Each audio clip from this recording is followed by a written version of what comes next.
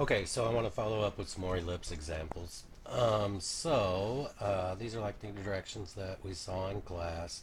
We're going to give you the equation of ellipse. We want to find its center, major vertices, minor vertices, and foci. All right, so let's start with this ellipse equation right here. The first thing to notice is the larger number in the denominator is the 13, so that gives you your value of a. And it also tells you, since the larger number is under the y variable, that the major axis is vertical. All right, and now you can identify a and b. A squared is the larger number, b squared is the smaller number, and so we get a is the square root of 13 and b is 2. All right, now to get the center, you look at the squared parts in the equation. All right, we have x plus 3 squared. To identify the center, you need to write that as a difference. So x plus 3 you can be written as x minus negative 3. So that means the x coordinate of the center is negative 3. And then in the y variable, we already have that subtraction. So the y coordinate of the center is 4, and so our center is negative 3, 4. So now we can actually get to the graph, and then we can fill in details. So we know our center is at negative 3, 4, and that a is the square root of 13. Square root of 13 is about 3.61. Our major axis is vertical, so we go up and down by 3.61 to get our major vertices. And then for our minor vertices, they go in the perpendicular direction. B is 2, so that means I go 2 to the right and 2 to the left of the center. I get my 4 points. Oops. And then I just draw my ellipse in. All right. We'll fill this stuff in a minute, but I just like to make a little answer box. So now we found everything we need except for the foci. And so just remember, on an ellipse, the equation for the foci is a squared is b squared plus c squared. And we already know a squared and b squared, so we just fill those in. We end up getting c squared is 9, or c is 3. All right, so now for the foci are also on the major axis.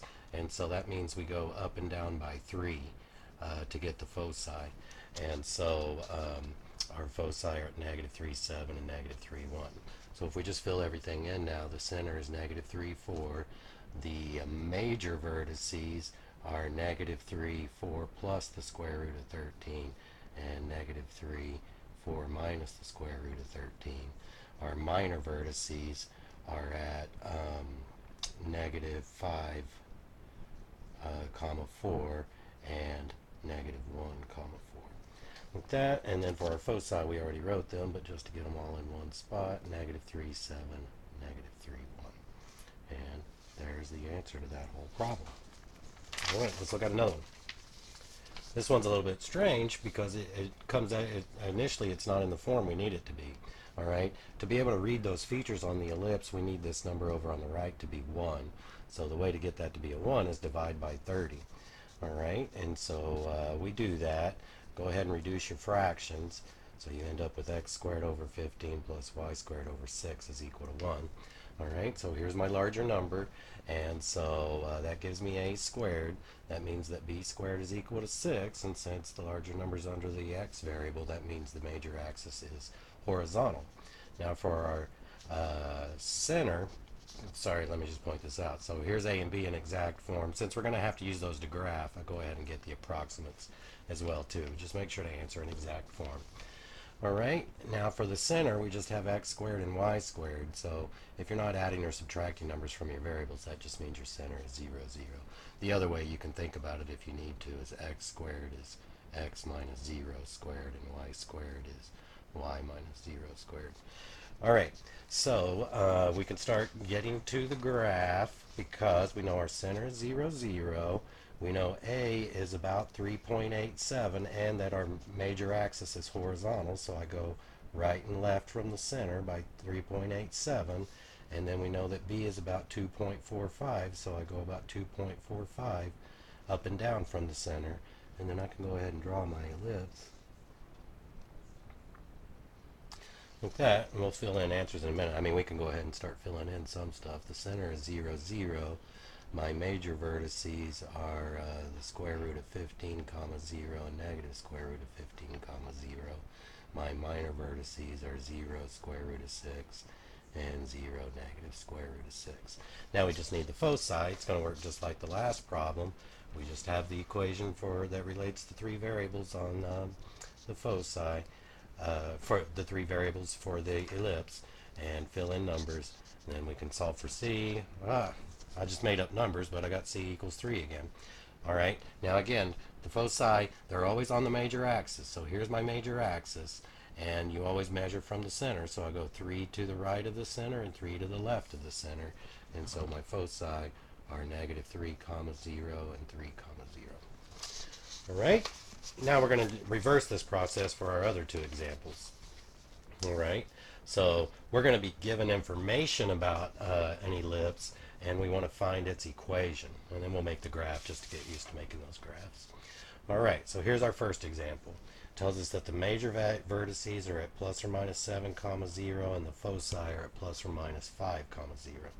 All right, my advice on these kind of problems is just start drawing it from what you know.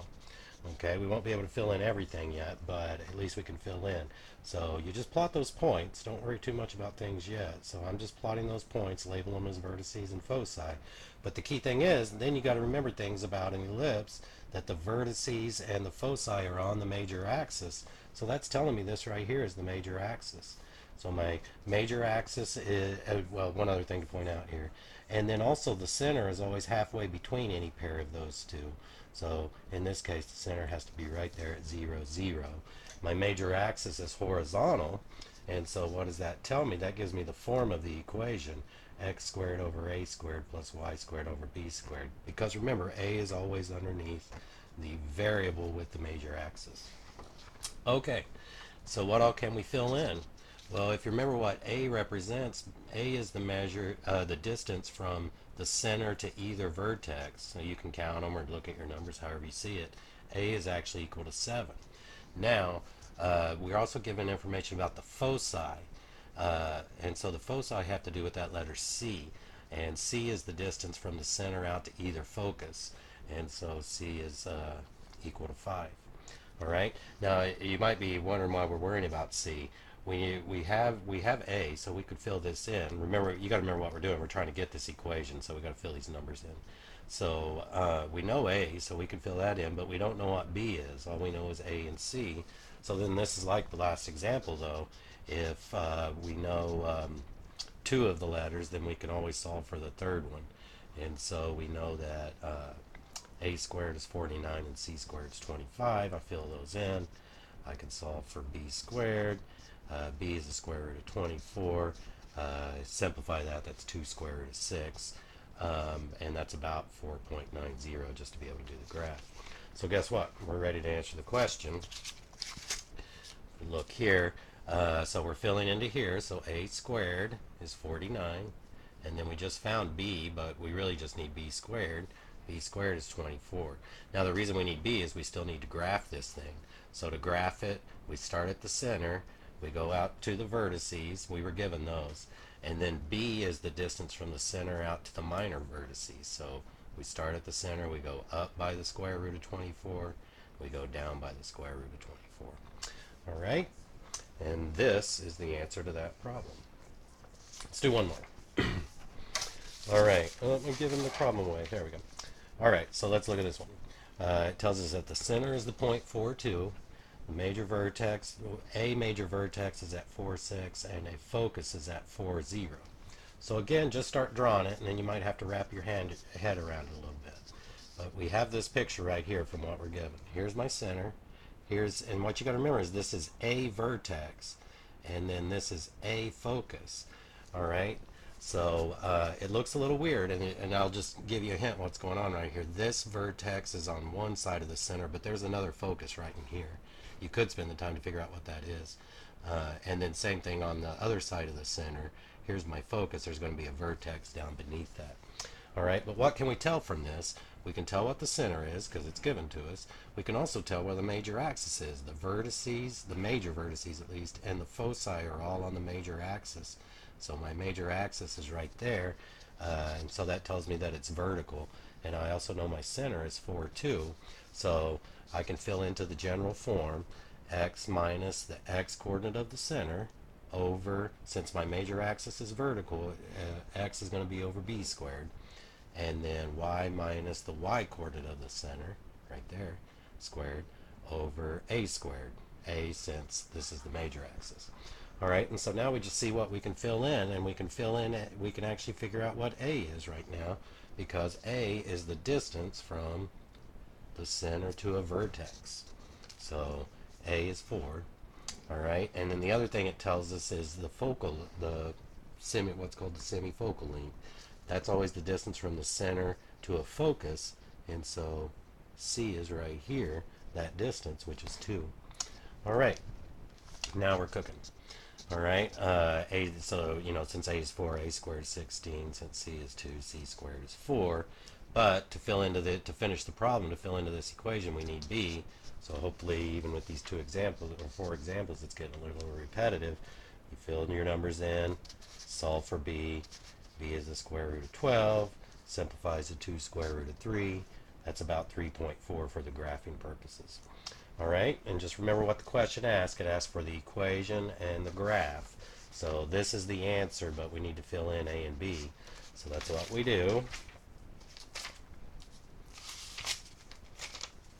And so my equation is x minus 4 squared over 12, that's b squared, plus y minus 2 squared over 16, because that's a squared. All right, equals 1. Don't forget that. Equals 1 there. That's what actually gives you the equation.